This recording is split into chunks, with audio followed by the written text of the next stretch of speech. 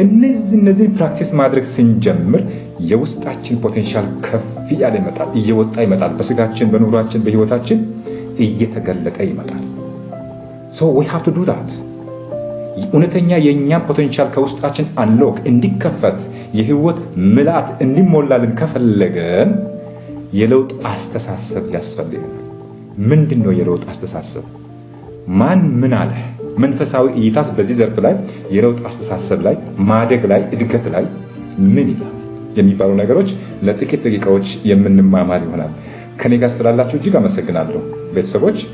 ለዚህ ቻናል አዲስ የሆናችሁት ፎሎ ያላደረጋችሁት ፎሎ አድርጉ ለሌሎችም ይድረስ በጣም አስፈላጊ ትምህርት ነው መድረክ ላይ በዚህ በሶሻል ሚዲያ ፕላትፎርም ላይ በተለያዩ ፓኬጆች ይሄን ትምህርት እናስተላልፋለን ላይክ አድርጉ አበረታቱን እንላለን እጅግ ውድና ደስ የሚል ትምህርት ነው ስለዚህ ግሮዝ ምንድነው በመጀመሪያ ነገር